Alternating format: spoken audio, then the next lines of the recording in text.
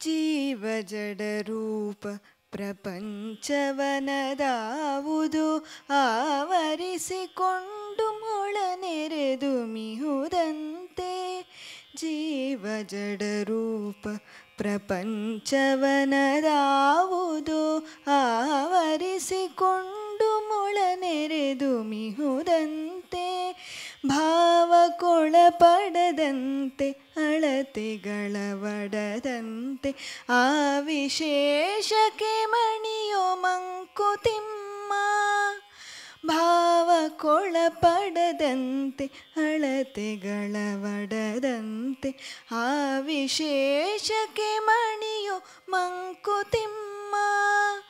ಆ ವಿಶೇಷಕ್ಕೆ ಮಣಿಯೋ ಮಂಕುತಿಮ್ಮ. ಆ ವಿಶೇಷಕ್ಕೆ ಮಣಿಯೋ ಮಂಕುತಿಮ್ಮ.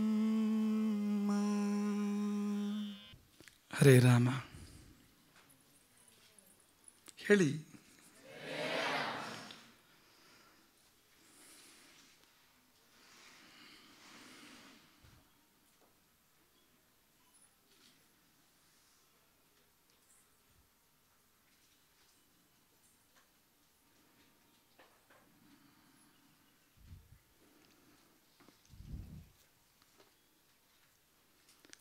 ಕರುಣರಸದ ಕೋಡಿವರಿವ ಕಟಾಕ್ಷದ ಪರತತ್ವವರುಪು ವಾಲಾಪದ ವರ ಪುಣ್ಯಮಯ ಶರೀರದ ನಿರಾಭಾರಿ ಗುರುವಿರಲಿ ಎನ್ನ ಮಾನಸದಿ. ಆ ಸದ್ಗುರುವಿರಲಿ ನಮ್ಮೆಲ್ಲರ ಮಾನಸದಿ.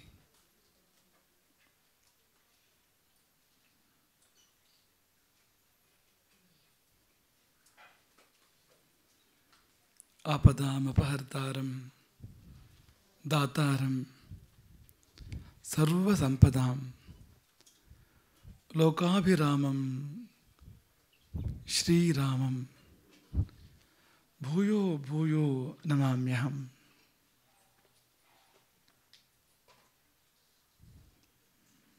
ಯತ್ರ ಯತ್ರ ರಘುನಾಥ ಕೀರ್ತನಂ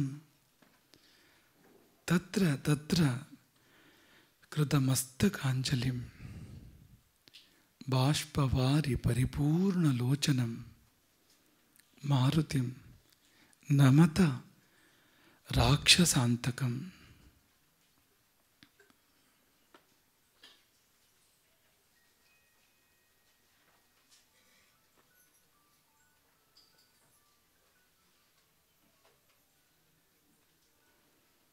ನಮೋ ಬ್ರಹ್ಮಾದಿಭ್ಯೋ ಬ್ರಹ್ಮವಿದ್ಯಾ ಸಂಪ್ರದಾಯ ಕರ್ತೃಭ್ಯೋ ವಂಶ ಋಷುಭ್ಯೋ ನಮೋ ಗುರುಭ್ಯ.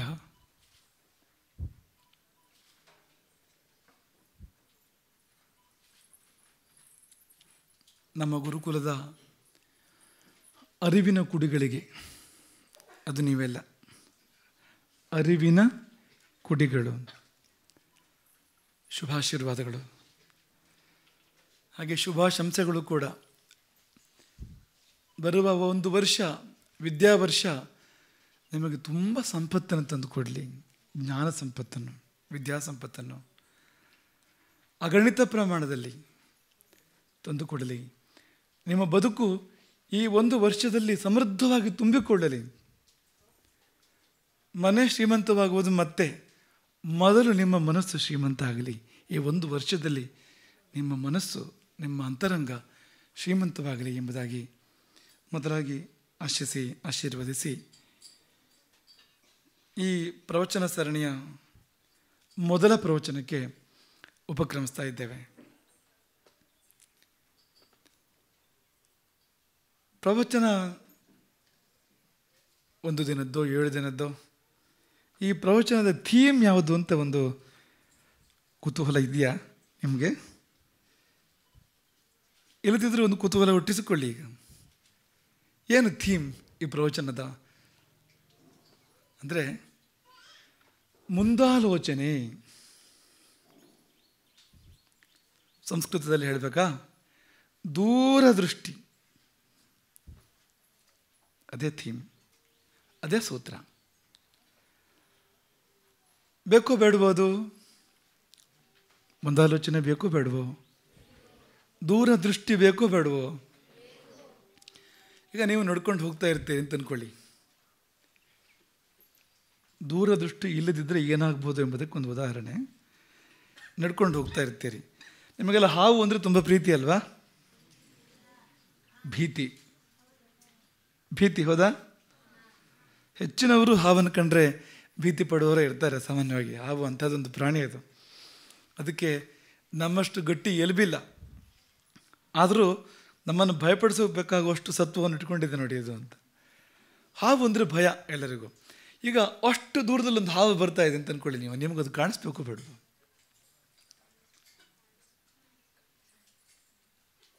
ನಿಮಗೆ ಕಂಡರೆ ನೀವು ಕೂಡಲೇ ನಿಮ್ಮ ರಕ್ಷಣೆಯ ದಾರಿ ಹುಡುಕೋತೀರಿ. ಇದು ಗಂಭೀರ ಭಾಷೆ. ಬೇರೆ ಭಾಷೆಯಲ್ಲಿ ಹೇಳೋದಾದರೆ ಕಾಲಿಗೆ ಬುದ್ಧಿ ಹೇಳ್ತೀರಿ, ಪರಾರಿ ಆಗ್ತೀರಿ ಅಂತಲೂ ಅನ್ಬೋದು ಬೇಕಿದ್ರೆ. ಏನೇ ಇರಲಿ, ಅಷ್ಟು ದೂರದಲ್ಲಿ ಹಾವು ಕಂಡ್ರೆ ಅದಕ್ಕೆ ಬೇಕಾದ ತಯಾರಿ, ಸಿದ್ಧತೆ, ಹೇಗೆ ನಿಮ್ಮನ್ನು ನೀವು ರಕ್ಷಿಸಿಕೊಳ್ಬೇಕು ಮಾಡೋಕ್ಕೆ ಸಾಧ್ಯ ಹೋದಲ್ವಾ? ನೀವು ದೂರದೃಷ್ಟಿ ಇಲ್ಲದೆ ಇದ್ದರೆ ಏನಾಗುತ್ತೆ ಗೊತ್ತಾ? ನಿಮ್ಮ ಕಾಲು ಕೆಳಗೆ ಬಂದ ಮೇಲೆ ಗೊತ್ತಾಗತ್ತೆ ಹಾವು. ಕಾಲು ಮುಂದೆ ಅಥವಾ ಕಾಲು ಕೆಳಗೆ ಬಂದ ಮೇಲೆ ಗೊತ್ತಾಗತ್ತೆ. ಯಾವುದು ಆಗ್ಬೋದು? ನೀವೇ ಹೇಳಿ, ಯಾವುದು ಆಗ್ಬೋದು? ಹಿತವಾದ ಸ್ಪರ್ಶ ಇರಲಿ, ಪಾಪ ಪರವಾಗಿಲ್ಲ, ಕಾಲಿಟ್ಕೊಳ್ಳೋಣ ಅಂತ ಅನ್ಕೋತೀರಾ? ಅಥವಾ ಅಷ್ಟು ದೂರದಲ್ಲಿ ನೋಡಿದರೆ ಜೀವ ಉಳಿಸ್ಕೊಳ್ಳೋಕೆ ಬೇಕಾದ ದಾರಿ ನೋಡ್ತೀನಿ ಅಂತ ಅನ್ಕೋತೀರಾ? ಬೇಕು, ದೂರದೃಷ್ಟಿ ಬೇಕು, ದೂರದೃಷ್ಟಿ ಬೇಕು. ಅದೇ ಪ್ರವಚನದ ವಸ್ತು. ನೀವು ಅದನ್ನು ಈ ಪ್ರವಚನ ಬೆಳೆದಂತೆ ಅರ್ಥ ಮಾಡ್ಕೋತೀರಿ. ದೂರದೃಷ್ಟಿ ಎಲ್ಲಿಯವರೆಗೆ, ಹೇಗೆ ಅನ್ನೋದನ್ನೆಲ್ಲ ನೀವು ತಿಳ್ಕೊತೀರಿ. ಗಡಿಬಿಡಿ ಏನೂ ಇಲ್ಲ, ನಿಧಾನಕ್ಕೆ ಅಲ್ಲಿಗೆ ನಾವು ಬರ್ಬೋದು. ಈ ವಿದ್ಯಾಭ್ಯಾಸ ಇದೆಯಲ್ಲ, ನೀವೆಲ್ಲ ಗುರುಕುಲದ ವಿದ್ಯಾರ್ಥಿಗಳು, ವಿದ್ಯಾಭ್ಯಾಸ ಮಾಡೋಕ್ಕೆ ಬಂದಿರತಕ್ಕಂಥವ್ರು.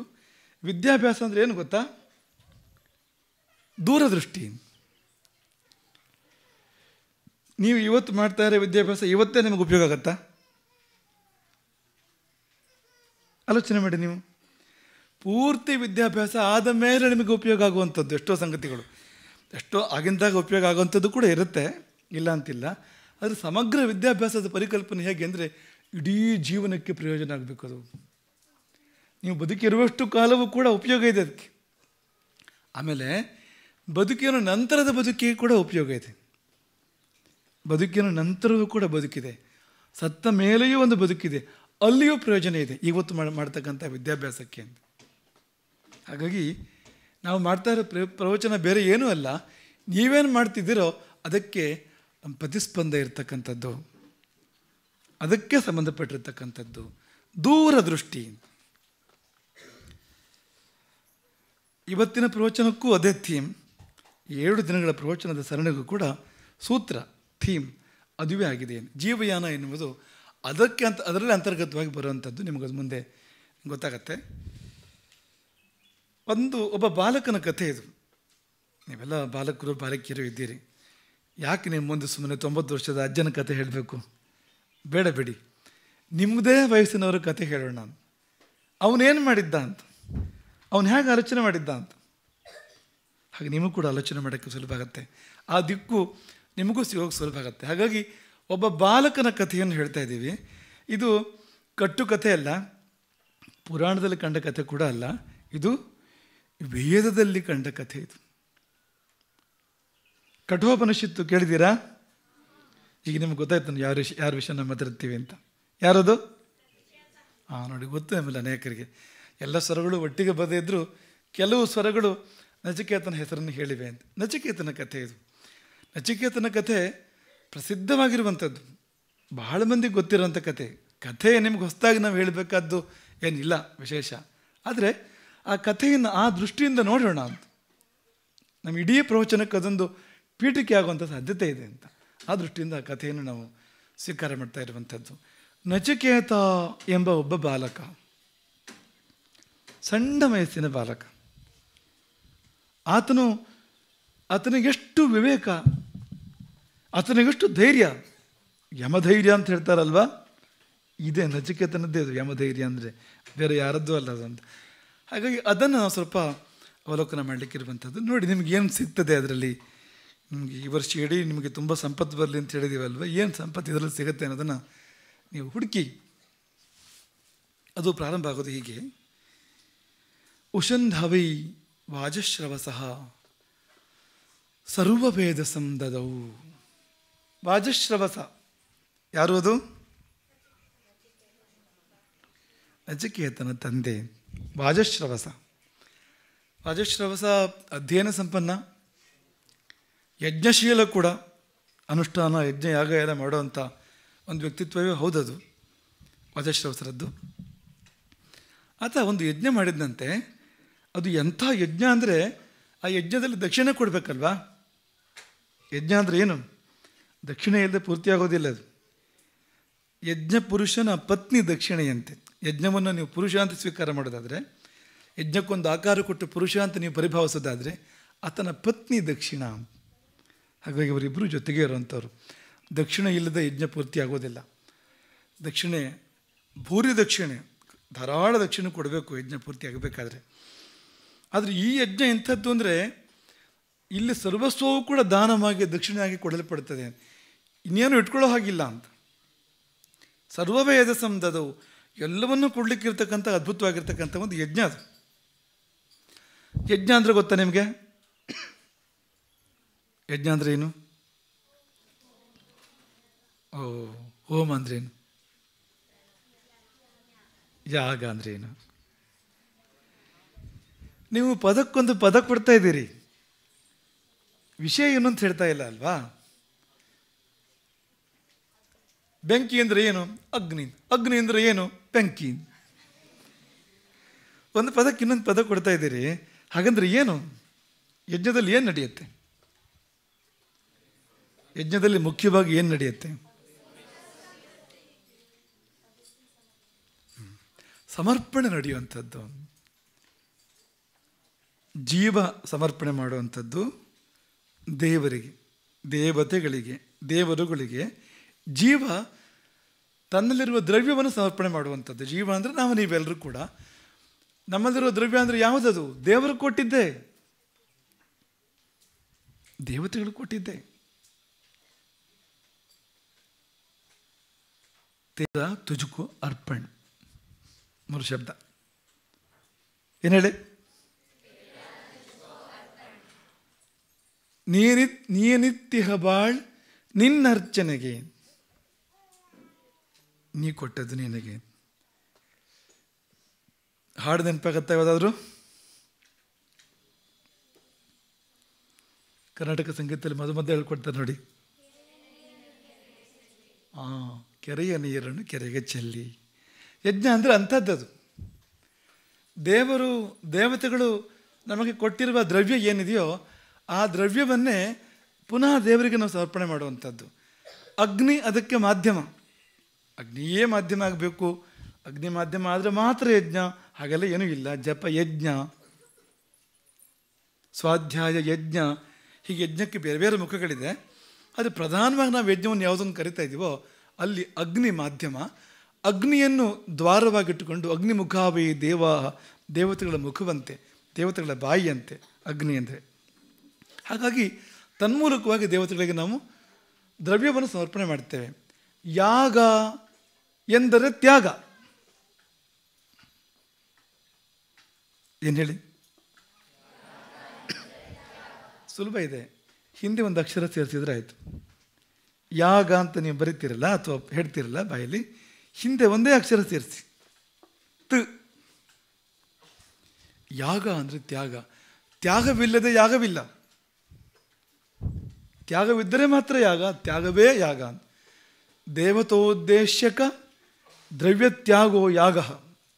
ಅದರ ವಿವರಣೆ ಹೀಗಿದೆ: ದೇವತೋದ್ದೇಶ್ಯಕ, ದೇವತೆಯನ್ನು, ದೇವರನ್ನು ಉದ್ದೇಶವಾಗಿಟ್ಟುಕೊಂಡು ದ್ರವ್ಯ ತ್ಯಾಗ, ದ್ರವ್ಯವನ್ನು ತ್ಯಜಿಸುವಂಥದ್ದು, ಸಮರ್ಪಣೆ ಮಾಡುವಂಥದ್ದು, ಅದು ಯಾಗ. ಹಾಗೆ ತ್ಯಾಗ ಅನ್ನುವಾಗ ಬಿಟ್ಟು ಕೊಡಬೇಕು ನಾವು ಅಂತ. ಅದಿಲ್ಲದೆ ತ್ಯಾಗ ಆಗೋದಿಲ್ಲ ಅಲ್ವಾ? ಹೀಗೆ ಇಟ್ಕೊಂಡು ತ್ಯಾಗ ಆಗತ್ತೆ ಅದು? ಕೈ ಎತ್ತಿ ಕೊಡಬೇಕು, ಕೈ ಬಿಚ್ಚಿ ಕೊಡಬೇಕು. ಕೈ ಬಿಚ್ಚಿ ಕೊಡಬೇಕು ಅಂದ್ರೇನು? ಹೀಗೆ ಕೊಡೋಕೆ ಅಂತ ಹೋಗೋದು, ಆದರೆ ಬೆರಳು ಬಿಡೋದೇ ಇಲ್ಲ. ಹಿಂಗೆ ಇರುತ್ತೆ ಬೆರಳು ಅಂತ ಅಂದ್ಕೊಳ್ಳಿ ನೀವು, ತ್ಯಾಗ ಆಗೋದಿಲ್ಲ ಅಂತ. ಕೈ ಬಿಚ್ಚಿ ಕೊಡಬೇಕು ಅಂತ, ಎಷ್ಟುಂಟೋ ಅಷ್ಟು ಅನ್ನೋ ಹಾಗೆ ಅಂತ. ಹಾಗಾಗಿ ಅದು ಯಾಗವೆಂದರೆ. ಯಜಧಾತುವಿಗೆ ದೇವಪೂಜಾ, ಸಂಗತಿಕರಣ ಮತ್ತು ದಾನ, ಈ ಮೂರು ಅರ್ಥವೂ ಕೂಡ ಇದೆ. ಒಂದು ಬಗೆಯ ದಾನವೇ ಇದು, ಒಂದು ಬಗೆಯ ದೇವಪೂಜೆ ಕೂಡ ಹೌದು.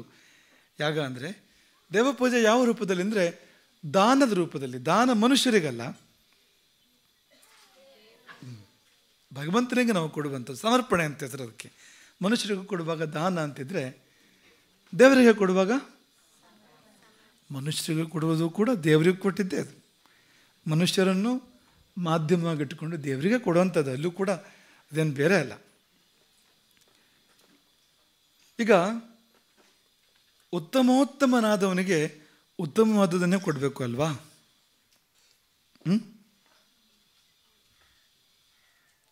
ನಿಮ್ಮ ಮನೆಗೆ ಯಾರೋ ದೊಡ್ಡವರು ಬಂದಿರ್ತಾರೆ ಅಂತ ಅಂದ್ಕೊಳ್ಳಿ. ನೀವು ಏನು ಕೊಡ್ತೀರಿ? ಹಳಸಿ ಹೋಗಿದ್ದನ್ನು ಕೊಡ್ತೀರಾ, ಕೊಳೆತು ಹೋಗಿದ್ದನ್ನು ಕೊಡ್ತೀರಾ, ಹುಳಿತು ಹೋಗಿದ್ದನ್ನು ಕೊಡ್ತೀರಾ? ಹೌದಾ? ಒಳ್ಳೆಯವರು ಬಂದಾಗ ಒಳ್ಳೆಯದನ್ನು ಕೊಡ್ತೀರೋ ಇಲ್ವೋ? ಹಾಗೆ ಕೊಡಬೇಕು ಅಲ್ವಾ? ಉತ್ತಮೋತ್ತಮ ಭಗವಂತ ಅಂದರೆ ಹಾಗೆ ಅವನಿಗೆ ನಾವು ಕೊಡಬೇಕಾದ್ರೆ ಉತ್ತಮವಾದ್ದನ್ನು, ದೇವರು ನಮಗೆ ಕೊಟ್ಟಿದ್ದರಲ್ಲಿ ಉತ್ತಮವಾದ ಯಾವುದಿದೆ ಅದನ್ನು ಕೊಟ್ಟಾಗ, ದಾನವಾಗಿ ಆಗಲಿ ಯಜ್ಞವಾಗಿ ಆಗಲಿ ಅದನ್ನು ಕೊಟ್ಟಾಗ ಆ ದಾನಕ್ಕೆ ತುಂಬ ಮಹತ್ವ, ತುಂಬ ಅರ್ಥ ಬರ್ತದೆ, ತುಂಬ ಫಲ ಕೂಡ ಬರ್ತದೆ ಅದಕ್ಕೆ ಅಂತ. ಹಾಗಾಗಿ ಆ ತ್ಯಾಗ ಅಂದರೆ ಏನು? ತ್ಯಾಗ ಅಂದರೆ ಏನು ಅಂದರೆ ನಮಗೆ ಬೇಡವಾದ್ದನ್ನು ಕೊಟ್ಟರೆ ತ್ಯಾಗ ಅಂತ ಹೆಸರಲ್ಲ. ಉದಾಹರಣೆಗೆ ಈಗ ಬಾಳೆಹಣ್ಣನ್ನು ಆ ಸಿಪ್ಪೆ ಸುಲಿದು ಹಣ್ಣನ್ನು ನಾವು ತಿಂದು ಸಿಪ್ಪೆಯನ್ನು ದಾನ ಮಾಡುವುದು ಅಂತ ಆಗ್ತದ? ಹೌದಾ? ತ್ಯಾಗ ಮಾಡಿದರು ಪಾಪ, ಏನು ತ್ಯಾಗ ಮಾಡಿದ್ದು? ಬಾಳೆಹಣ್ಣು ಸಿಪ್ಪೆ ಕೊಟ್ಟರು ಅಂತ ಆಗ್ತದ? ಏನು ಕೊಡಬೇಕಾಗಿದ್ದು ಹೇಳಿ ನೀವು? ಹೌದಲ್ವಾ? ಉತ್ತಮವಾದ್ದನ್ನು ಕೊಡಬೇಕಲ್ವಾ? ಉತ್ತಮವಾದ್ದನ್ನು ನಾವು ತಿಂದ್ಕೊಂಡು ಬೇಡವಾದ್ದನ್ನು ಎತ್ತಿ ಕೊಡೋದಾ? ಸರಿಯಲ್ಲ ಅಲ್ವಾ? ಇದು ನಮ್ಮ ಮನಸ್ಸಲ್ಲಿ ಇರಬೇಕು. ಯಜ್ಞ ಎನ್ನುವಾಗ, ದಾನ ಅನ್ನುವಾಗ ನಮ್ಮ ಮನಸ್ಸಲ್ಲಿ ಇರಬೇಕು. ಈ ಅಂಗಡಿಗಳಲ್ಲಿ ಈ ಹೋಮ ಪೂಜೆಗೆ ಅಂತಲೇ ಕೆಲವು ಸಾಮಗ್ರಿಗಳು ಸಿಗ್ತವೆ, ನಿಮ್ಗೆ ಗೊತ್ತಾ? ನಿಮಗೆ ಭಟ್ರಿಗೆ ಕೊಡೋದಕ್ಕೆ ಅಂತಲೇ ಪಂಚೆ ಇರ್ತದೆ ಒಂದು. ನೀವು ಆ ಪಂಚೆಯನ್ನು ತುಂಬ ಆರಾಮಾಗಿ ಸೊಳ್ಳೆ ಪರದೆ ಮಾಡ್ಕೊಳ್ಬೋದು, ಆ ಥರ ಇರ್ತದೆ. ಅಂದರೆ ನೂಲುಗಳು ಎಷ್ಟು ಹತ್ರ ಇರ್ತವೆ ಅಂದರೆ ಆರಾಮ್ಸೆ ಸೊಳ್ಳೆ ಪರದೆ ಮಾಡ್ಕೋಬೋದು ಅಂತಂದರೆ. ಯಾಕೆ ಇದನ್ನು ಹೇಳಿದ್ವು ಅಂದರೆ, ತೆಂಗಿನಕಾಯಿ, ಚಿಕ್ಕ ತೆಂಗಿನಕಾಯಿ, ಇಬ್ಬರಿಗೆ ಒಂದು ಪದಾರ್ಥ ಮಾಡೋಕ್ಕೆ ಕೂಡ ಸಾಧ್ಯ ಇಲ್ಲ ಅಂತ ಚಿಕ್ಕ ತೆಂಗಿನಕಾಯಿ. ಇದು ಯಾವುದಕ್ಕೆ ಅಂದರೆ ಇದು ಯಜ್ಞಕ್ಕಾಗಿ ಅಂತ. ಸರಿನಾ ಹೇಳಿ? ನಿಮ್ಗಂಥದ್ದನ್ನು ಕೊಟ್ಟರೆ ಒಪ್ತೀರಾ ನೀವು? ಒಳ್ಳೆಯದನ್ನು ಕೊಡಬೇಕು ಅಂತಲ್ವ ನೀವು ಬಯಸುವಂಥದ್ದು, ಮತ್ತು ದೇವರಿಗೆ ಅಂಥದ್ದನ್ನು ಕೊಡಬೇಕು ನಾವು. ಹಾಗಾಗಿ ಇದು ನಿಮ್ಮ ಮನಸ್ಸಲ್ಲಿ ಇರಬೇಕು ಅಂತ. ನಚಿಕೇತನ ಮನಸ್ಸಲ್ಲಿ ಇದಿತ್ತು. ಅಷ್ಟು ಚಿಕ್ಕ ವಯಸ್ಸಲ್ಲೇ ನಚಿಕೇತನ ಮನಸ್ಸಲ್ಲಿ ಆ ವಿವೇಕ ಮೂಡಿತ್ತು. ಏನು ಯಜ್ಞ ಅಂದರೆ, ಏನು ದಾನ ಅಂದರೆ, ಎಂಥದ್ದನ್ನು ಕೊಡಬೇಕು, ಎಂಥ ಮನಸ್ಸಿರಬೇಕು. ತುಂಬ ವಿವೇಕ ಇತ್ತಂತ ಅವನಿಗೆ ಆ ವಯಸ್ಸಿನಲ್ಲಿ. ತಸ್ಯ ನಚಿಕೇತ ನಾಮ ಪುತ್ರ ಆಸ. ತಸ್ಯ ಅಂದರೆ ವಾಜಶ್ರವಸ, ಆತನಿಗೆ ನಚಿಕೇತ ನಾಮ ಪುತ್ರ ಆಸ. ತಮ್ಮ ಕುಮಾರಗುಂ ಸಂತಂ, ಚಿಕ್ಕವನು ಪಾಪ ನಚಿಕೇತ. ಅವನಿಗೆ 70 ವರ್ಷವೂ ಅಲ್ಲ 20 ವರ್ಷವೂ ಅಲ್ಲ, ಪುಟ್ಟ ಬಾಲಕ, ನಿಮಗಿಂತ ಚಿಕ್ಕವನು, ನಿಮ್ಮಲ್ಲಿ ಹೆಚ್ಚಿನವರಿಗಿಂತ ಚಿಕ್ಕವನು ಅವನು, ಅಂಥ ಚಿಕ್ಕ ಹುಡುಗ ಅವನು. ತಮ್ಮ ತಗುಹ ಕುಮಾರಗುಂ ಸಂತಂ ದಕ್ಷಿಣಾಸು ನೀಯಮಾನಾಸು ಶ್ರದ್ಧಾ ವಿವೇಶ.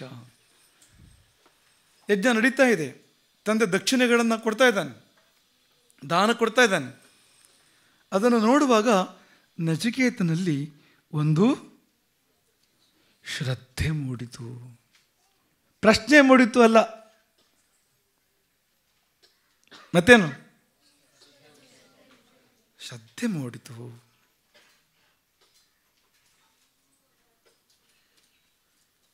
ಶ್ರದ್ಧೆ ಅಂದರೆ ಏನು? ಅದೇ ನಮ್ಮನೆ ಪಕ್ಕದ ಮನೇಲಿ ಇರ್ತಾಳೆ ಅಂತ ಹಂಗನ್ಬೇಡಿ. ಶ್ರದ್ಧೆ ಅಂದರೆ ಪಕ್ಕದ ಮನೆ ಹುಡುಗಿ ಅಂತ ಅನ್ಬೇಡಿ. ಶ್ರದ್ಧೆ ಎನ್ನುವ ಭಾವ ಯಾವುದದು ಗೊತ್ತಾ ನಿಮಗೆ? ನಿಮಗೆಲ್ಲ ಶ್ರದ್ಧೆ ಇದೆಯೋ ಇಲ್ವೋ? ಶ್ರದ್ಧೆ ಇರೋದಕ್ಕೆ ನಾವು ಹೀಗೆ ಕೂತ್ಕೊಂಡಿದ್ದೀರಿ. ಶ್ರದ್ಧೆ ಇಲ್ಲದೇ ಇದ್ದಿದ್ರೆ ಹಾಗೆ ಮೆಲ್ಲ ಕಾಲು ನೀಡ್ತಿದ್ರಿ, ಹಾಗೆ ಮೆಲ್ಲ ಬೆನ್ನನ್ನು ಹಿಂದಿನವರ ಮೇಲೆ ಈಗಂತಿದ್ರಿ ಅಂತ ಅನ್ಕೊಂಡು ಪ್ರವಚನ ಕೇಳ್ತಿದ್ರಿ ಅಲ್ವಾ? ಶ್ರದ್ಧೆ ಇದ್ದರೆ ಹೇಗೆ ಕೂತ್ಕೋತಾರೆ? ಸುಖಾಸನದಲ್ಲಿ ಕೂತ್ಕೋತಾರೆ. ಬೆನ್ನೆಲ್ಲ ನೇರವಾಗಿರುತ್ತೆ, ಎಲ್ಲರದ್ದು ಕುತ್ತಿಗೆ ನೇರವಾಗಿರುತ್ತೆ, ದೃಷ್ಟಿ ಈ ಕಡೆಗಿರುತ್ತೆ, ಆ ಕಡೆಗೆ ಈ ಕಡೆಗೆ ಅಲ್ಲ, ಈ ಕಡೆಗೆ ಇರುತ್ತೆ. ಮನಸ್ಸು ಸಂಜೆ ಊಟಕ್ಕೆ ಏನು ಮಾಡಬಹುದು ಇವತ್ತು ಅಂತ ಯೋಚನೆ ಮಾಡ್ತಾ ಇರುತ್ತೆ. ಹಂಗ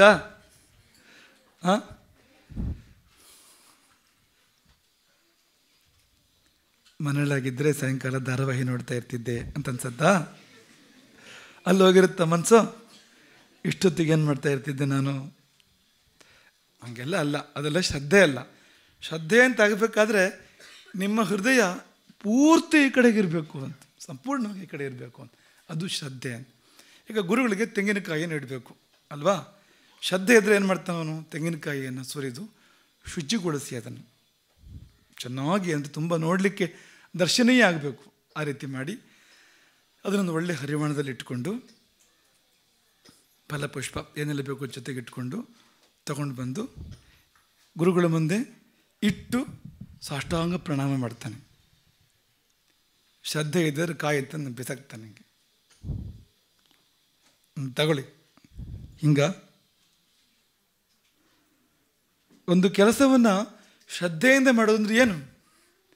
ಇಡೀ ಕೊಡಬೇಕು, ನಾವು ನಮ್ಮ ಇಡೀ ಅಂತರಂಗವನ್ನು ಕೊಟ್ಟು ಮಾಡಬೇಕು ಅಂತ, ಆ ಗೌರವ ಕೊಟ್ಟು ನಾವೇನೇನು ಮಾಡ್ತಾ ಇರ್ತೇವೋ ಆ ವಿಷಯದ ಕುರಿತು ಪೂರ್ಣ ಗೌರವ ಇಟ್ಕೊಂಡು, ಸಂಪೂರ್ಣ ಗೌರವ ಇಟ್ಕೊಂಡು ಇಡೀ ಮನಸ್ಸನ್ನು ದಾರ ಇರೋದು, ಆ ಕಡೆ ಈ ಕಡೆ ಪಾಲಿಲ್ಲ ಅಲ್ಲಿ, ಆಗೋದಕ್ಕೆ ಶ್ರದ್ಧೆ ಅಂತ ಹೆಸರು. ಇಲ್ಲದೇ ಇದ್ರೆ ಶ್ರದ್ಧೆ ಅಲ್ಲ ಅಂತ. ಶ್ರದ್ಧೆಗೆ ಪೂರ್ಣ ಮನ ಬೇಕು, ಪೂರ್ಣ ಗೌರವ ಬೇಕು, ವಿಷಯದ ಕುರಿತು ಆದರ ಬೇಕು. ಅದಿದ್ದಾಗ ಮಾತ್ರ ಶ್ರದ್ಧೆ ಅಂತ ಆಗುವಂಥದ್ದು. ಅವನಲ್ಲಿ ಶ್ರದ್ಧೆ ಹುಟ್ಟಿತು ಅಂತ. ಯಜ್ಞ ಅಂದರೆ ಹೇಗೆ ಮಾಡಬೇಕು ಅದನ್ನು ಅಂತ, ಅದು ಇಂಥ ಯಜ್ಞ, ಸರ್ವಸ್ವ ದಕ್ಷಿಣಾಕವಾದ ಯಜ್ಞ, ಅಂತ ಅದ್ಭುತವಾಗಿರುವಂಥ ಯಜ್ಞ ಅದು. ಆ ಶ್ರದ್ಧೆ ಹುಟ್ಟಿದ್ರೆ ಫಲ ಏನು ಗೊತ್ತಾ? ಏನಪ್ಪ ಇದು ಅಂತ ಅನಿಸ್ಬಿಡ್ತು ನನಗೆ ಒಂದು ಸರ್ತಿ. ಪೀತೋದಕಾಹ ಜಗ್ಧ ತೃಣಾಹ ದುಗ್ಧ ದೋಹಾಹ ನಿರಿಂದ್ರಿಯಾಹ. ಗೋವುಗಳ ದಾನವನ್ನು ತಂದೆ ಮಾಡ್ತಾ ಇದ್ದ ಆ ಸಮಯದಲ್ಲಿ. ಗೋದಾನ ತುಂಬ ಪುಣ್ಯದ್ದಂತೆ, ಗೋದಾನ ತುಂಬ ಪುಣ್ಯದ್ದು. ಗೋದಾನ ಮಾಡಿದವನಿಗೆ ವೈತರಣಿ ಇಲ್ಲ. ವೈತರಣಿ ಕೇಳಿದ್ದೀರ ನೀವು? ಭಯಂಕರವಾದ ನದಿ ಇದು. ಸತ್ತವರೆಲ್ಲ ಆ ನದಿಯನ್ನು ದಾಟಿ ಹೋಗಬೇಕಾಗ್ತದಂತೆ. ಯಮಮಾರ್ಗ ಅಂಥದ್ದು. ಹಾಗಾಗಿ ವೈತರಣಿಯನ್ನು ಎದುರಿಸಲೇಬೇಕಾಗ್ತದೆ. ಅಲ್ಲಿ ರಕ್ತ, ಮಾಂಸ, ಕೀವು ಇಂಥದ್ದೇ ಹರಿತಕ್ಕಂಥ ಅತಿ ಭಯಂಕರವಾದ ಕಲ್ಪನೆಯೇ ನಮಗೆ ಒಂದು ರೀತಿ ರೋಮಗಳು ನಿಮಿರಬೇಕು, ಹಾಗೆ ಮಾಡ್ತಕ್ಕಂಥ ಒಂದು ನದಿ ಇದು. ಆ ನದಿಯನ್ನು ದಾಟಬೇಕಾದ ಪರಿಸ್ಥಿತಿ ಬಂದೇ ಬರ್ತದಂತೆ. ಅಂದರೆ ಅಂಥ ಜೀವಗಳಿಗೆ ಯಾರು ಅತ್ಯಂತ ದೊಡ್ಡ ಪುಣ್ಯಾತ್ಮರು ಇರ್ತಾರೋ ಅವರ ವಿಷಯ ಬೇರೆ, ಉಳಿದವರಿಗೆಲ್ಲ ಆ ದಾರಿ ಇದ್ದೇ ಇದೆ ಅಂತ.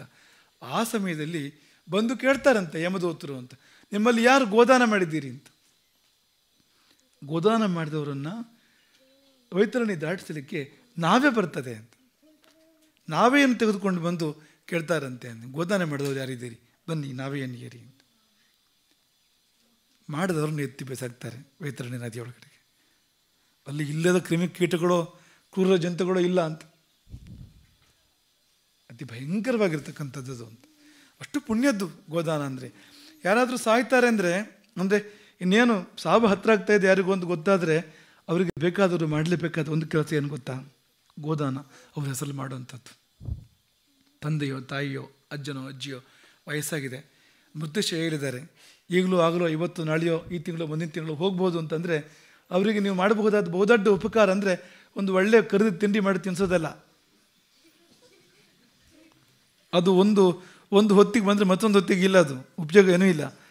ಆರೋಗ್ಯ ಹಾಳಾಗಿದ್ದು ಮತ್ತು ಹಾಳಾಗುತ್ತೆ. ಆಮೇಲೆ ಮತ್ತು ಕೆಮ್ತಾರವರು, ಉಪಯೋಗ ಇಲ್ಲ. ಅದರ ಬದಲು ಅವರ ಹೆಸರಿನಲ್ಲಿ ಅವರ ಪರವಾಗಿ ಒಂದು ಗೋದಾನ ಮಾಡಿದರೆ ಅವರಿಗೆ ಬಹು ದೊಡ್ಡ ಉಪಕಾರ ಮಾಡಿದಂತೆ, ಅತಿ ದೊಡ್ಡ ಉಪಕಾರ ಮಾಡಿದಂತೆ. ನೆನ್ಪಿಟ್ಕೊಳ್ಳಿ ಇದನ್ನು. ನಿಮಗೆ ಯಾರು ತುಂಬ ಹತ್ತಿರದವರು ಅಥವಾ ಯಾರ ಬಗ್ಗೆ ನಿಮಗೆ ಕರ್ತವ್ಯ ಇದೋ ಅಂಥವ್ರ ಬಗ್ಗೆ ನಿಮ್ಮ ಜೀವನದಲ್ಲಿ ನೀವು ಮಾಡಬೇಕು, ಇದನ್ನು ಗೋದಾನ ಮಾಡಬೇಕು. ತುಂಬ ಶ್ರೇಷ್ಠವಾಗಿರುವಂಥದ್ದು.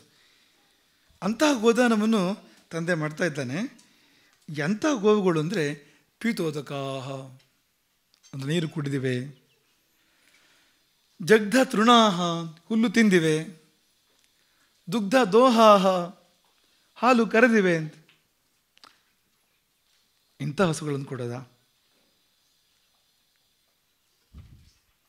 ಕೇಳಿ ಏನಾಯ್ತು ಅಂತ ಕೇಳಿ. ಸಹಜಪ್ಪ, ಹಸು ಅಂದಮೇಲೆ ನೀರು ಕುಡಿಯುತ್ತೆ, ಹುಲ್ಲು ತಿನ್ನತ್ತೆ, ಆಮೇಲೆ ಹಾಲು ಕರೆಯುತ್ತೆ. ಒಳ್ಳೆಯ ಹಸು ಆದರೆ ಏನಪ್ಪ ಒಳ್ಳೆ ಹಸುನೇ ಕೊಡ್ತಾ ಇದ್ದಾರೆ ಅಂತ ಆಯ್ತಲ್ಲ ಅಂತ ಅನ್ಕೋಬೇಡಿ. ಮುಂದಿನ ಶಬ್ದ ಇದೆ ನಿರಿಂದ್ರಿಯಾಹ. ನಿರಿಂದ್ರಿಯಾಹ ಅಂದರೆ ಯಾವ ಇಂದ್ರಿಯವೂ ಕೆಲಸ ಮಾಡ್ತಾ ಇಲ್ಲ.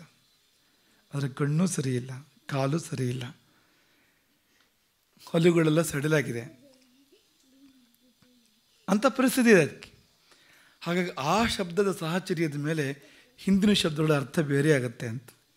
ಮಕ್ಕಳೇ, ಒಂದು ಶಬ್ದ ಪಕ್ಕದಲ್ಲಿ ಬಂದರೆ ಉಳಿದ ಶಬ್ದಗಳ ಅರ್ಥವನ್ನು ಬೇರೆ ಮಾಡುತ್ತೆ ಅದು ಅಂತ. ನಿರಿಂದ್ರಿಯ ಅನ್ನೋ ಶಬ್ದ ಬಂದಿದ್ದರಿಂದ ಉಳಿದ 3 ಪದಗಳ ಅರ್ಥ ಬೇರೆ ಆಯಿತು. ಅರ್ಥ ಏನಾಯಿತು ಗೊತ್ತಾ? ಪೀತೋದಕ ಆಹಾರ ನೀರು ಕುಡಿಯೋಷ್ಟು ಕುಡಿದಿದೆ, ಇನ್ನು ನೀರು ಕುಡಿಯೋಕ್ಕೇನಿಲ್ಲ ಜೀವನದಲ್ಲಿ. ಆ ಹಸುಗೆ ಆಯಸ್ಸು ತೀರಿದೆ ಅಂತ, ನೀರು ಕುಡಿಯೋಷ್ಟು ಕುಡ್ದಾಗಿದೆ ಅಂತ, ಸಾವು ಮಾತ್ರ ಬಾಕಿ ಇದೆ ಇನ್ನೊಂದು. ಜಗ್ದ ತೃಣಾಹ ಅಂದರೆ ಹುಲ್ಲು ತಿನ್ನೋಷ್ಟು ತಿಂದು ಮುಗಿದಿದೆ, ಇನ್ನು ಹುಲ್ಲು ತಿನ್ನೋಕ್ಕೇನಿಲ್ಲ, ಹೊಲ್ಲು ಇಲ್ಲ ಹುಲ್ಲು ತಿನ್ನೋದಕ್ಕೆ. ದುಗ್ಧ ದೋಹಾಹ ಅಂದರೆ ಏನು? ಬತ್ತಿ ಹೋಗಿದೆ ಹಸು. ಇನ್ನದು ಕರು ಹಾಕುವ ಪರಿಸ್ಥಿತಿ ಇಲ್ಲ, ಇನ್ನದು ಹಾಲು ಕೊಡುವ ಪರಿಸ್ಥಿತಿ ಇಲ್ಲ. ಅದರ ಜೀವನದಲ್ಲಿ ಎಷ್ಟು ಹಾಲು ಕೊಡಬೇಕೋ ಏನು ಹಾಲು ಕೊಟ್ಟು ಮುಗಿದಿದೆ.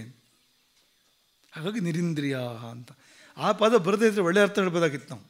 ಸಂಸ್ಕೃತ ಭಾಷೆ ಅಥವಾ ಯಾವುದೇ ಭಾಷೆಯ ಒಂದು ವೈಶಿಷ್ಟ್ಯ ಅದು ಅಂತ. ನಿರಿಂದ್ರಿಯ ಅನ್ನೋ ಶಬ್ದದ ಸಾಹಚರ್ಯ ಇಲ್ಲದೆ ಇದ್ದರೆ ಒಳ್ಳೆಯ ಅರ್ಥನ ಹೇಳ್ಬೋದಾಗಿತ್ತು. ಹಸುಗಳಿಗೆ ಪಾಪ ಚೆನ್ನಾಗಿ ನೀರು ಕುಡಿಸಿ ಹುಲ್ಲು ತಿನ್ನಿಸಿ ಹಾಲು ಕರೆದು, ಅಂದರೆ ಹಾಲಿದೆ ಅದರಲ್ಲಿ ಇನ್ನೂ ಕೂಡ ಅಂತ ಹಸುವನ್ನು ಕೊಟ್ಟ ಅಂತ ಅನ್ಬೋದಾಗಿತ್ತು. ಆದರೆ ಹಾಗನ್ನೋ ಹಾಗಿಲ್ಲ. ನಿರಿಂದ್ರಿಯ ಅನ್ನೋ ಶಬ್ದ ಇದೆ. ಇಂದ್ರಿಯಗಳೇ ಯಾವುದೂ ಚೆನ್ನಾಗಿ ಕೆಲಸ ಮಾಡ್ತಾ ಇಲ್ಲ. ಕಣ್ಣು ಕಾಣಿಸೋದಿಲ್ಲ, ಕಿವಿ ಕೇಳಿಸೋದಿಲ್ಲ,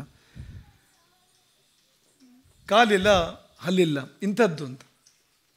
ಹಾಗಾಗಿ ಅಂಥ ಹಸುಗಳನ್ನು ಕೊಡ್ತಾ ಇದ್ದಾನೆ. ಅಷ್ಟು ಪುಟ್ಟವನಾದರೂ ಕೂಡ ನಚಿಕೇತನಿಗೆ ಅದರ ಫಲ ಏನು ಅಂತ ಗೊತ್ತು. ಅನಂದನಾಮ ತೇಲೋಕ ತಾನ್ ಸಗಚ್ಚತಿ ತಾದತು. ಇಂಥ ಹಸು ಕೊಟ್ಟರೆ ಪುಣ್ಯ ಬರೋದಿಲ್ಲ, ಪಾಪ ಬರ್ತದೆ. ದಾನ ಮಾಡಿ ಪಾಪ ಕಟ್ಕೊಳ್ಳೋದು ಅಂದರೆ ಹೀಗೆ ಅಂತ. ದಾನ ಮಾಡಿ ಪುಣ್ಯ ಕಟ್ಕೋಬೇಕಲ್ವಾ? ಪುಣ್ಯಕ್ಕಾಗಿ ದಾನ ಮಾಡಿ ಪಾಪ ಕಟ್ಕೊಳ್ಳೋದು ಅಂದ್ರೆ ಹೇಗೆ ಅಂದರೆ ಇಂಥದ್ದನ್ನೆಲ್ಲ ದಾನ ಮಾಡಿದರೆ ಪಾಪ ಬರ್ತದೆ. ಅಪಾತ್ರ ದಾನ ಯೋಗ್ಯರಾದರೂ ಕೊಡಬೇಕು, ಅಯೋಗ್ಯರಾದರೂ ಕೊಡಬಾರ್ದು. ಹಸುವನ್ನು ಕಟುಕನಿಗೆ ದಾನ ಮಾಡಿದೆ ಅಂದರೆ ಪುಣ್ಯ ಬರ್ತದ? ಹೇಳಿ ನಿಮಗೆ. ಕಟುಕನಿಗೆ ನಾಳೆ ಕಡಿತಾನೆ ಹಸುವನ್ನು, ಅಂಥವನಿಗೆ ದಾನ ಮಾಡಿದರೆ ಪುಣ್ಯ ಬರ್ತದ ಹೇಳಿ? ಇಲ್ಲ. ಸತ್ಪಾತ್ರರಿಗೆ ಕೊಡಬೇಕು, ಯೋಗ್ಯರಾದವರಿಗೆ ಕೊಡಬೇಕು. ಆ ವಸ್ತುವನ್ನು ಬಾಡಿಸುವಂಥವರಿಗೆ, ಆ ವಸ್ತುವಿಗೆ ಯೋಗ್ಯರಾದವರಿಗೆ ಅಂಥವ್ರಿಗೆ ಕೊಡಬೇಕಾಗ್ತದೆ ಅದನ್ನು. ಹಾಗೆ ಕೊಡಬೇಕಾದ್ದನ್ನು ಕೊಡಬೇಕಾಗ್ತದೆ. ಎಂಥದ್ದನ್ನು ಕೊಡೋದಲ್ಲ ಅಂತ, ಕೊಡಬೇಕಾದ್ದನ್ನು ಕೊಡಬೇಕಾಗ್ತದೆ ಅಂತ. ಅದನ್ನು ಮಾಡದೆ ಇಂಥದ್ದನ್ನೆಲ್ಲ ಹಸುಗಳನ್ನು ದಾನ ಕೊಟ್ಟರೆ ನಾಮತೇ ಲೋಕ, ಅವನು ಒಳ್ಳೆಯ ಲೋಕಗಳಿಗೆ ಹೋಗೋದಿಲ್ಲ, ಪಾಪಮಯವಾಗಿರ್ತಕ್ಕಂಥ ಲೋಕಗಳಿಗೆ ಅವನು ಹೋಗ್ತಾನೆ. ಅನಂದ ಅಂದರೆ ಏನು? ಅನಂದ ಅಂದರೆ ಅನಾನಂದ ಅಂತ. ಅನಾನಂದ ಅಂದರೆ ಏನು?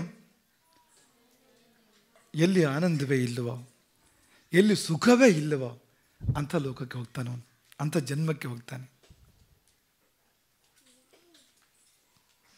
ಬೇಕಾ ಇಂಥ ದಾನ ಮಾಡಬೇಕಾ?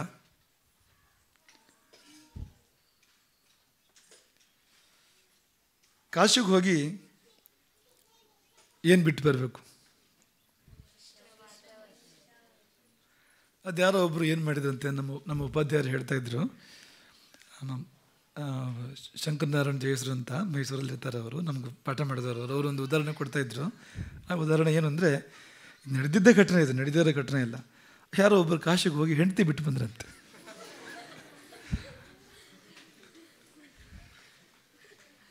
ಹೆಂಡ್ತಿಗೂ ಇವರಿಗೂ ದಿನಾ ಜಗಳ ಆಗ್ತಾ ಇತ್ತು.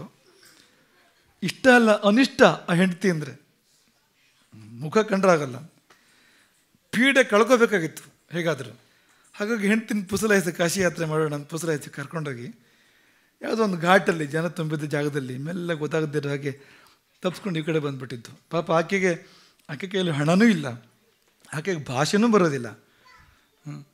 ವಾಪಸ್ ಬರೋಕ್ಕೆ ಅವಳ ಹತ್ರ ಏನು ದಾರಿನೇ ಇಲ್ಲ ಅಂತ ಅದು ಗೊತ್ತು ರೀ ಚೆನ್ನಾಗಿ. ಹಾಗಾಗಿ ಹೋಗಿ ಕಾಶಿಗೆ ಹೋಗಿ ಏನು ಬಿಟ್ಟು ಬಂದೆ ಅಂದರೆ, ಯಾರೋ ಬದನೆಕಾಯಿ ಬಿಟ್ಟು ಬಂದೆ ಅಂತ, ಇನ್ಯಾರೋ ತೊಂಡೆಕಾಯಿ ಬಿಟ್ಟು ಬಂದೆ ಅಂತ. ಈ ಪುಣ್ಯಾತ್ಮ ಹೆಂಡತಿ ಬಿಟ್ಟು ಬಂದೆ. ನಿಮ್ಮದೆಲ್ಲ ಇಂಥ ಯೋಜನೆಗಳಿದೆಯಾ ಮುಂದೆ? ನೀವು ಕಾಶಿಗೆ ಹೋದಾಗ ವಯಸ್ಸಾದ ತಂದೆ ತಾಯಿಗಳು ಯಾರು ಸಾಕ್ತಾರೆ ಇವ್ರನ್ನ ನೋಡ್ಕೊಳ್ಳೋದು ಕಷ್ಟ. ಕಾಶಿಗೆ ಹೋಗಿ ತ್ಯಾಗ ಮಾಡ್ಬೋದು ಬಂದುಬಿಡೋದನ್ನು. ಇಂಥದ್ದೇನಾದ್ರು ಯೋಜನೆ ಇದೆಯಾ ನಿಮ್ಮದು ಮುಂದೆ? ಹಾಗೆಲ್ಲ ಮಾಡಿಕೊಡೋದು. ಹಾಗಾಗಿ ಅದು ಬೇರೆ, ಅದು ಪಾಪದ ಕೆಲಸ. ಅದು ಧರ್ಮೇಚ ಅರ್ಥೇಚ ಕಾಮೇಚ ನಾತಿಚರಾಮಿ ಅಂತ ವಿವಾಹ ಆಗಿ, ಧರ್ಮವಿರಲಿ ಅರ್ಥವಿರಲಿ ಕಾಮವಿರಲಿ, ನಿನ್ನನ್ನು ಬಿಟ್ಟು ನನ್ನ ಬದುಕಿಲ್ಲ ಎನ್ನುವಷ್ಟು ಮಟ್ಟಿಗೆ ಆ ರೀತಿ ವಿವಾಹ ಆಗಿ ಅಗ್ನಿಸಾಕ್ಷಿಯಾಗಿ ಕೈ ಹಿಡಿದವಳನ್ನ ಎಲ್ಲೂ ಹಾಗೆ ಬಿಟ್ಟು ಬಂದರೆ ಮತ್ತೆ ಬರದೇ ಇರೋ ಥರ ಅವನಿಗಿನ್ನು ಮುಂದೆ ಒಳ್ಳೆಯದಾಗೋದೇ ಇಲ್ಲ. ಅದು ಪರಿಹಾರವಾಗದ ಪಾಪ, ಅದು ತೀರದ ಪಾಪ. ಅದು ಯಾರೂ ಅಂಥ ಪಾಪವನ್ನು ಮಾಡಬಾರ್ದು. ಅವ್ರು ಯಾವತ್ತೂ ಉದ್ಧಾರ ಆಗೋದಿಲ್ಲ ಇಂಥ ಪಾಪವನ್ನು ಮಾಡಿದರೆ. ಇದು ಯಾಕೆ ನೆನಪು ಮಾಡಿಕೊಂಡು ಅಂದರೆ, ಕಾಶಿಗೆ ಹೋಗಿ ಬಿಟ್ಟು ಬರಬೇಕಾಗಿದ್ದು ಯಾವುದು? ವಿಶ್ವನಾಥನಿಗೆ ಅರ್ಪಣೆ ಮಾಡಿ ಬರಬೇಕಾಗಿದ್ದು ಯಾವುದು? ಅದು ಇಷ್ಟವಾಗಿರುವಂಥದ್ದು, ಪ್ರಿಯವಾಗಿರುವಂಥದ್ದು. ಅಂಥದ್ದನ್ನು ತ್ಯಾಗ ಮಾಡಿದ್ರೆ ತ್ಯಾಗ ಅಂತ ಹೆಸರು ಅಲ್ವಾ? ಮನೆಯಲ್ಲಿ ಕಸ ಗುಡಿಸೋದು, ಆ ಕಸವನ್ನು ತ್ಯಾಗ ಮಾಡಿದೆ ನಾನು ಅಂತ ಹೊರಗಡೆ ಅಂತೀರ ಹಾಗೆ ನೀವು? ಬಿಟ್ಟು ಕೊಟ್ಟೆ ಕಸವನ್ನು, ಇಷ್ಟು ಕಸವನ್ನು ಕೂಡ ಉದಾರ ಬುದ್ಧಿಯಿಂದ ಪಕ್ಕದ ಮನೆಯವರಿಗೆ ಬಿಟ್ಟು ಕೊಟ್ಟೆ ಅಂತ. ತಗೊಂಡು ಹೋಗಿ ಪಕ್ಕದ ಮನೆ ಅಂಗಳದಲ್ಲಿ ಇಟ್ಟು ಬಂದೆ ಅಂದರೆ, ಪಕ್ಕದ ಮನೆ ದೇವರ ಕೋಣಲ್ಲಿ ಇಟ್ಟು ಬಂದೆ ಅಂದರೆ, ಎಷ್ಟು ಕಸವನ್ನು ಕೂಡ ದಾನ ಮಾಡಿದ್ದೇನೆ ನಾನು. ಏನು ದಾನ? ಕಸ ದಾನ ಅಂದರೆ ಆಗ್ತದ?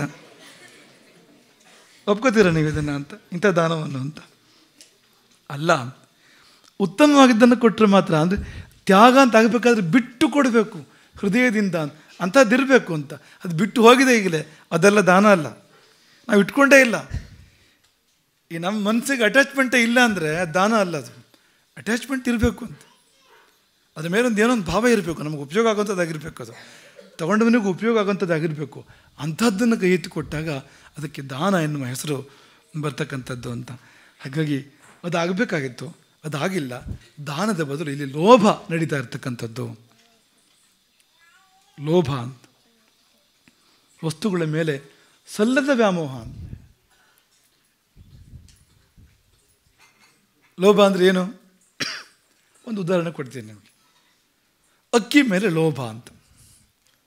ಅಕ್ಕಿ ಮೇಲೆ ಲೋಭ ಆದರೆ ಏನಾಗುತ್ತೆ ಗೊತ್ತಾ? ಅವನು ಊಟ ಮಾಡೋದೇ ಇಲ್ಲ. ಅಕ್ಕಿ ಎಳೆದು ಹಾಕಬೇಕಾದ್ರೆ ಅವನಿಗೆ ಕೈ ಚಿಕ್ಕದೇ ಆಗ್ತದೆ. ಅವನಿಗೆ ಹೆಂಡತಿ ಮಕ್ಕಳಿಗೆ ಅವನು ಅರೆ ಹೊಟ್ಟೆ ಮಾಡ್ತಾನೆ. ಒಳ್ಳೇದಾಗ್ತದೆ ಅದರಿಂದ? ಇಲ್ಲ ಅಲ್ವಾ? ಅಂಥದ್ದು ಇರಬಾರ್ದು ಅಂತ. ಹಾಗೆ ದಾನ ಮಾಡುವಾಗ ಕೂಡ ಲೋಭ ಬಂದುಬಿಟ್ರೆ ಅವನು ಒಳ್ಳೆ ದಾನವನ್ನು ಮಾಡೋದಿಲ್ಲ ಅಂತ. ದಾನವನ್ನು ಹೇಗೆ ಮಾಡಬೇಕು ಮಾಡೋದಿಲ್ಲ ಅಂತ. ಹೀಗೆ ಇಲ್ಲಿ ಏನಾಗಿದೆ ಅಂದರೆ, ವಾಜಶ್ರವಸರಿಗೆ ಲೋಭ ಬಂದುಬಿಟ್ಟಿದೆ ದಾನ ಮಾಡಬೇಕಾದ್ರೆ. ಹಾಗೆ ಒಳ್ಳೊಳ್ಳೆ ಹಸುಗಳನ್ನು ತಾನು ಇಟ್ಕೊಂಡು, ಯಾವ ಹಸು ಮುದಿಯಾಗಿದೆ, ಯಾವ ಹಸು ಇನ್ನೂ ಕರು ಹಾಕೋದಿಲ್ಲ, ಯಾವ ಹಸುನ ಸಾಕೋದೇ ಕಷ್ಟ, ತಂದು ಸಾಕಬೇಕು, ಏನು ಉಪಯೋಗ ಇಲ್ಲ ಅದರಿಂದ ಅನ್ನೋ ಥರ ಅವನ ಭಾವನೆ ಅಷ್ಟೇ. ಹಸುವಿಗೆ ಉಪಯೋಗ ಇಲ್ಲ ಅನ್ನೋ ಪ್ರಶ್ನೆಯೇ ಇಲ್ಲ. ಉಪಯೋಗ ಇದ್ದೇ ಇದೆ ಹಸುವಿಗೆ ಯಾವತ್ತಿದ್ರೂ ಕೂಡ. ಆದರೆ ಭಾವನೆ ಇದು. ಅಂಥದ್ದನ್ನು ಕೊಡ್ತಾ ಇದ್ದಾನೆ, ತಪ್ಪು ಮಾಡ್ತಾ ಇದ್ದಾನೆ. ಅದನ್ನು ಕಂಡಾಗ ಸರಿ ಅನ್ನಿಸ್ಲಿಲ್ಲ ನಚಿಕೇತನಿಗೆ. ಮಕ್ಕಳೇ, ಒಂದು 2-3 ಸಂಗತಿಗಳನ್ನ ಹೇಳಿ ಇವತ್ತಿನ ಪ್ರವಚನವನ್ನು ಪರಿವರ್ತನೆ ಮಾಡ್ತೀವಿ. ತಪ್ಪನ್ನು ಕಂಡಾಗ ಏನು ಮಾಡಬೇಕು? ಒಂದು ತಪ್ಪು ನಡೀತಾ ಇದೆ, ಅದನ್ನು ಕಂಡಾಗ ಏನು ಮಾಡಬೇಕು?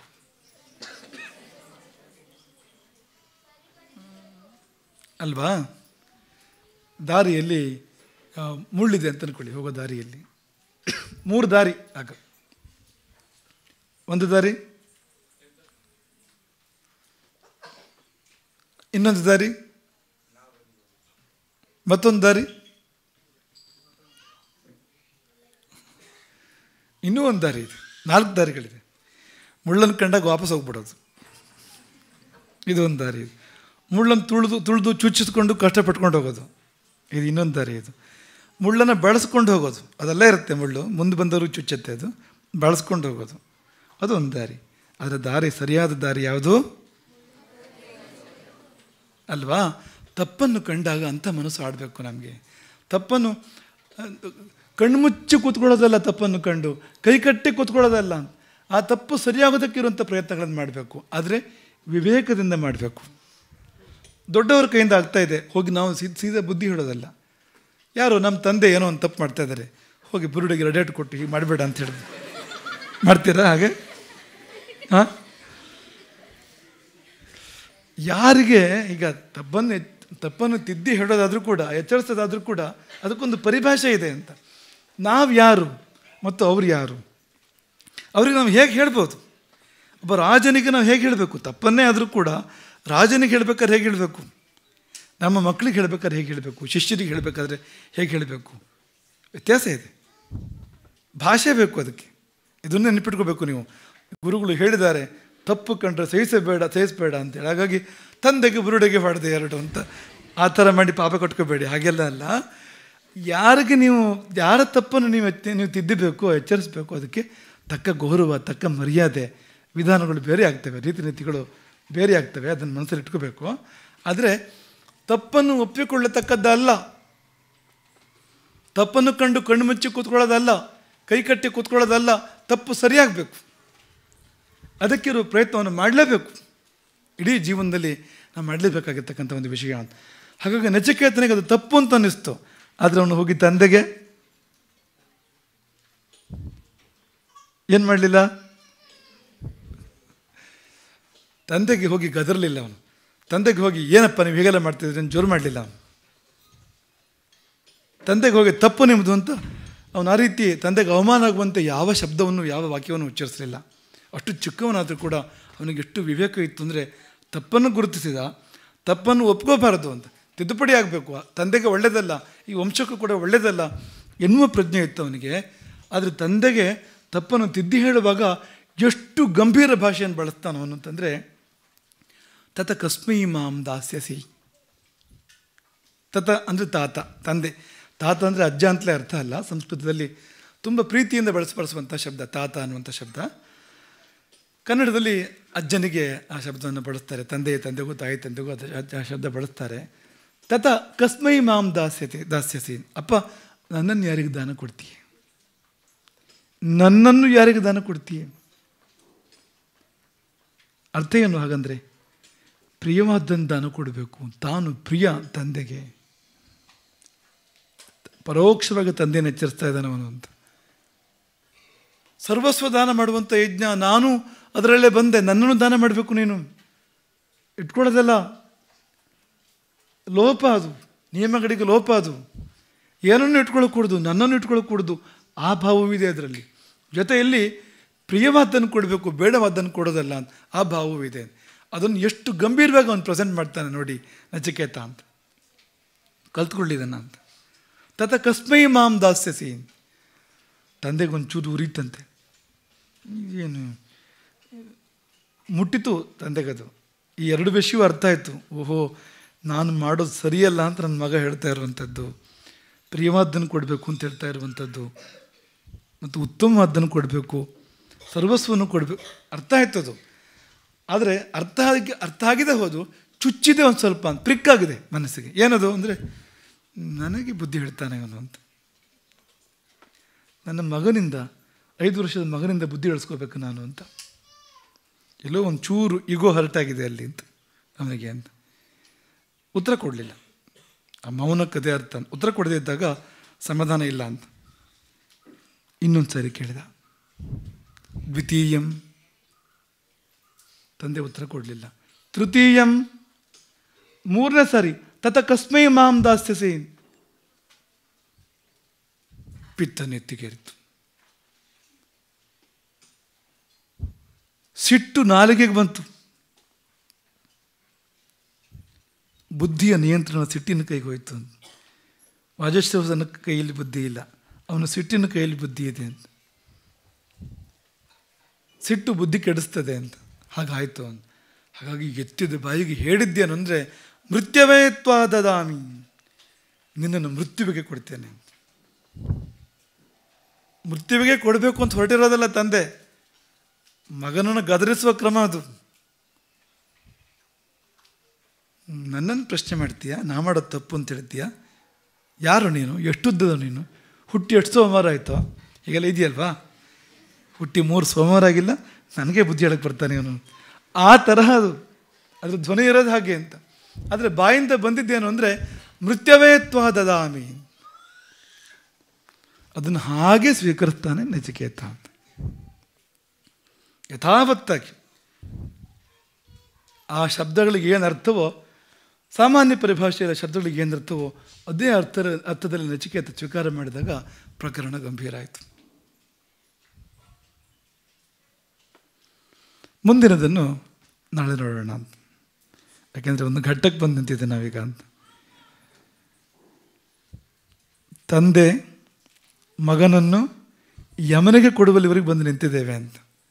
ಸುಲಭ ಇಲ್ಲ ಮುಂದಿನ ದಾರಿ. ಯಮಲೋಕಕ್ಕೆ ಹೋಗಬೇಕು, ಯಮನ ಬಳಿ ಹೋಗಬೇಕು. ದಾರಿ ಹೇಗೆ? ಯಮಲೋಕಕ್ಕೆ ಹೋಗೋದು ಹೇಗೆ? ಧೈರ್ಯ. ನೀವು ನಿಮ್ಮನ್ನು ಆ ಸ್ಥಾನದಲ್ಲಿ ಕಲ್ಪನೆ ಮಾಡ್ಕೊಂಡು ಯೋಚನೆ ಮಾಡಬೇಕು. ಒಂದು ವೇಳೆ ನೀವು ಯಮಲೋಕಕ್ಕೆ ಹೋಗಬೇಕು ಅಂದರೆ ಹೋಗಬೇಡಿ, ಇಲ್ಲೇ ಏರಿ, ನಮ್ಮ ಜೊತೆಗೆ ಏರಿ ಭಾಳ ಕಾಲ. ಹಾಗಲ್ಲ, ಈಗ ನಚಿಕೇತ ಹೋದಾಗೆ ಅಂತ ಅಂದ್ಕೊಳ್ಳಿ. ನೀವು ಯಮನ ಭೇಟಿ ಆಗೋದು ಈಗ ಅಂದ್ಕೊಳ್ಳಿ. ಬೇಕಾದ್ರೆ ಯಮನ ಭೇಟಿ ಆಗೋದು ಅಂದರೆ ನೀವು ತಯಾರಿದ್ದೀರಾ? ನಿಮ್ಮ ಮುಂದೆ ಯಮ ಬಂದು ನಿಲ್ತಾನೆ ಅಂದರೆ ನೋಡೋಕೆ ನಮಗೆ ಧೈರ್ಯ ಇದೆಯಾ ಯಮನನ್ನು? ಇಲ್ಲ ಅಂತ, ಹೆಚ್ಚಿನವರಿಗೂ ಇಲ್ಲ ಅಂತ. ಹಾಗಾಗಿ ಅಂತಹ ಒಂದು ರುದ್ರಭೀಕರ ರೂಪ ಯಮನದ್ದು, ಸಾಮಾನ್ಯವಾದ ರೂಪ ಅಲ್ಲ. ನೋಡಿದವರ ಎದೆಗುಂಡಿಗೆ ಝಲ್ಲನ್ನುವಂಥ ರೂಪ ಅದು ಯಮನದ್ದು ಅಂತ. ಯಾಕೆಂದರೆ ದಂಡಧರ ಅವನು. ಈ ಜಗತ್ತಿನಲ್ಲಿ ಯಾರೆಲ್ಲ ತಪ್ಪು ಮಾಡ್ತಾರೋ, ಎಂತೆಂಥ ದೊಡ್ಡವರಿದ್ದರೂ ಕೂಡ, ರಾವಣ ಇರಲಿ, ಅವನು ಹಿರಣ್ಯಕಶಿಪು ಇರಲಿ, ಅವರನ್ನು ದಂಡಿಸ್ತಕ್ಕಂಥ ಅಧಿಕಾರ ಅದು ಅಂತ.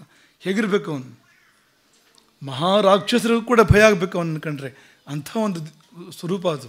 ಹಾಗಾಗಿ ಅಂತಹ ಯಮನನ್ನು 5 ವರ್ಷದ ಬಾಲಕ ಭೇಟಿಯಾಗಬೇಕು. ಅವನು ಮುಂದೆ ಹೋಗಿ ನಿಂತ್ಕೋಬೇಕು. ನಾನು ನಿನ್ನವನು ಅಂತ, ನಿನಗೆ ನನ್ನನ್ನು ನಮ್ಮ ತಂದೆ ಕೊಟ್ಟಿದ್ದಾನೆ ಅಂತ ಒಪ್ಸ್ಕೋಬೇಕು. ನೀವೊಮ್ಮೆ ನಿಮ್ಮನ್ನು ಆ ಸ್ಥಾನದಲ್ಲಿ ಕಲ್ಪನೆ ಮಾಡ್ಕೊಂಡು ನೋಡ್ಕೊಳ್ಳಿ. ನಿಮಗೆ ನಚಿಕೇತ ಅಂದ್ರೆ ಯಾರು ಒಂದು ಗೊತ್ತಾಗತ್ತೆ ಅಂತ. ಸಾಧ್ಯ ಇದೆಯಾ?